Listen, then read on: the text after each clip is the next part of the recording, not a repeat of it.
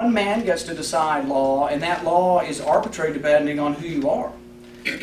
The case that came before, and I thought there was a glimmer of a chance that Ginsburg would do something good, just a glimmer. And she did. For one day, she held up the Chrysler case for 24 hours. But then, here's the disappointing point. I don't know how exactly, and somebody may instruct me on this. It went before the full court, and it came back, and nobody did anything to the Chrysler judgment. Does that mean there were no votes, or it was a 5-4 vote, or it's not released? I'm not sure if we know that.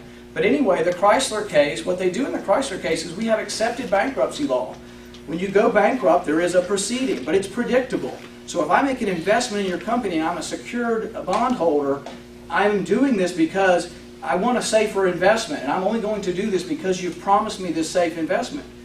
Well, and President Obama just says a bunch of greedy capitalists out there just want their money now instead of the union. The union deserves their money. Well, you know who one of the greedy capitalists there was that was a secured bondholder that he shoved under the door or out the door? The teacher's pension of Indiana. So they sued over this, and they have a legitimate point. They're a secured bondholder, but they just turned it topsy-turvy. How did they say they made it topsy-turvy?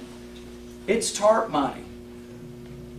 Now, we bailing out the banks or the automobile dealers. There was nothing in there about the automobile industry at all. It was all about the banks, and actually there's a lot of it that's wide open. But here's the problem in government, and this is why you need someone who will stand up. Not someone who's a career politician who wants to stay in Washington and will always get along with the hierarchy. The Republican hierarchy went along with TARP. They went along with the bailout.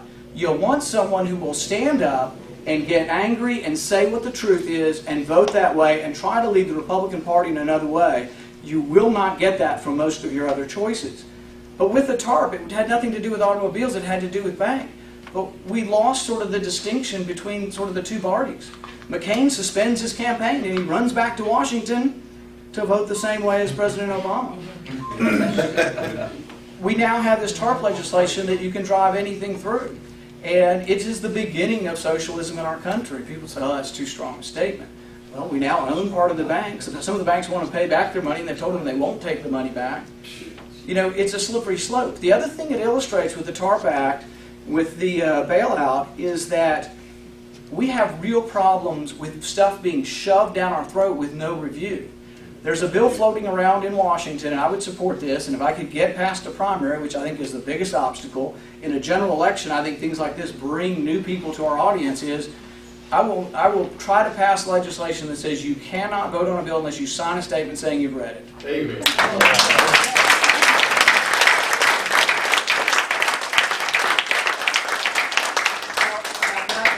No, but I can make a whole lot of hay talking about it. You have to say you've read it. You know why that's a problem? They're 1,500 pages long. They're 3,000 pages long.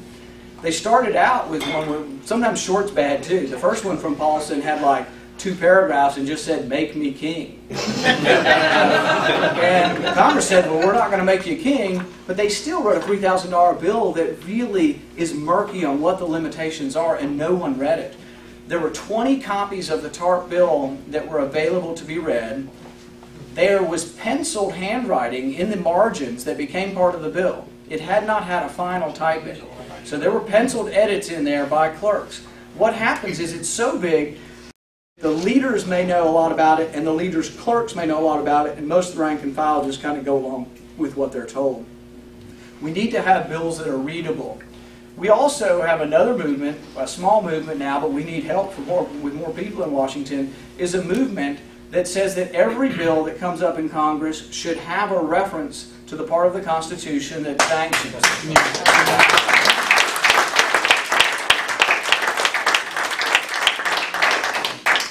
The problem in Washington is, and this is one line my dad's been repeating for 30 years that I'll borrow from him, is there are 2 arguments they will never listen to on the House floor, a moral or a constitutional argument.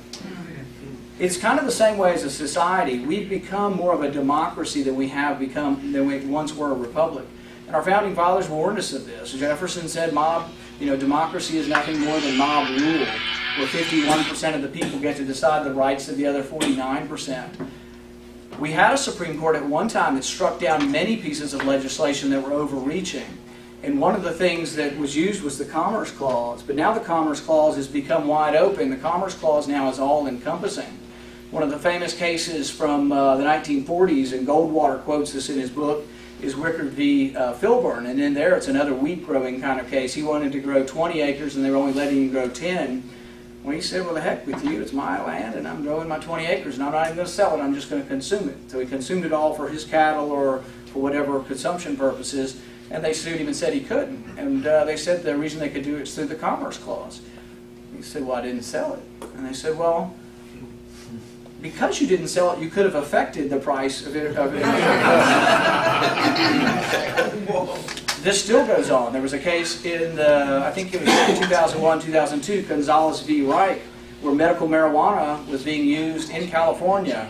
We don't have to all agree with marijuana. I don't smoke marijuana. I don't think you should. But should people be allowed to use it for medicinal purposes when it's already legalized by that state? And all she was doing was growing 6 plants in California. And I think she had a terminal illness. They wanted to put her in jail. Well, they said that hers was interstate commerce too. She was growing it and using it herself, but it was interstate commerce because all marijuana looks alike and it could have been sold in another state, and therefore... But now they're going to test this, and this will be an interesting test because I think it's stupid the way the Supreme Court's been ruling, but the Supreme Court's been ruling that if it looks like it could be involved in trade. So Montana's going to challenge them, and Montana is making guns that say made in Montana. Every part, every parcel of the guns can be made, and they're going to defy some federal ban on how the gun can be manufactured, and they're going to take it to the Supreme Court or take it through the court system and see what happens. And is it Texas and Tennessee following suit? I don't know that, but you may be right, because I'm sure it will be popular. Minnesota as well. And this is part of the 10th Amendment movement. 10th Amendment movement. And I think that's a big thing going forward, and I think something that we need to support. What we need to decide is really, I think one of the biggest pressing things, and one of the things I will talk a lot about as I go around the state and already have begun that, is the deficit. The deficit to me is the most pressing and the biggest issue. I think it is something, and it's about time we bring back up something we talked about a long time ago we never did anything with, and that is the balanced budget amendment. And it's kind of going back to either term limits or other type of rules and things, is that I don't think they can be trusted. Good, bad, indifferent, they cannot be trusted to do it. There have to be some rules. We have 32 states that do have balanced budget amendments, and even though we can complain, and I'm one of those who do complain occasionally about what happens in Frankfurt, they have to, at the end of the day, balance the budget. There are some ways they get around a little bit with borrowing, but there is essentially a balanced budget. We don't have the problems that California has, where they have a massively unbalanced budget that we in Kentucky are going to be paying taxes for.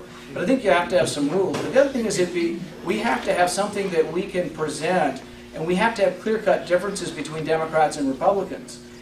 If we don't stand for something, how do people know the difference? How do they know which way to gravitate? What happens typically is people say, well, Kentucky's 40% Democrat, 40% Republican, 20% in the middle. How do we get the 20% in the middle? We've got to run to the center. We've got to run to the middle. We have to moderate our message. We have to make it more Democrat-like. We have to make it more acceptable to the Democrats. So you get statewide campaigns who say, look guys, I'm a Republican, but I can get you more federal money than the Democrat can get you. Because I've got more seniority and I can go after more federal projects and more federal money for you. If that's what motivates people, I wouldn't drive 2.5 hours up here and 2.5 hours to Carrollton last night. You have to believe in something, and that's not what I believe in, and it's not a clear distinction that makes a difference. If we run to the center, and if you get a candidate from the Republican primary that runs to the center, what makes them any different than the Democrats? The Democrats are running to the center too. If we don't stand for something as a party, why bother? You know, why bother even participating if we don't actually stand for something?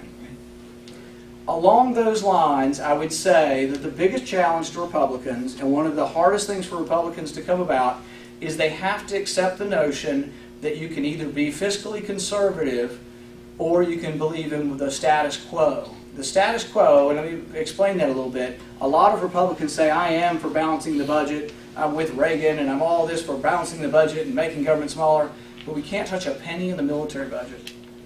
If you believe that, you are not a fiscal conservative, because the military is 40% of the budget. Now, does that mean that we believe or are going to say that, oh, well, we don't want any national defense? No. The Constitution has enumerated powers that I believe in, and the primary enumerated power of the Constitution is national defense. So while I think the whole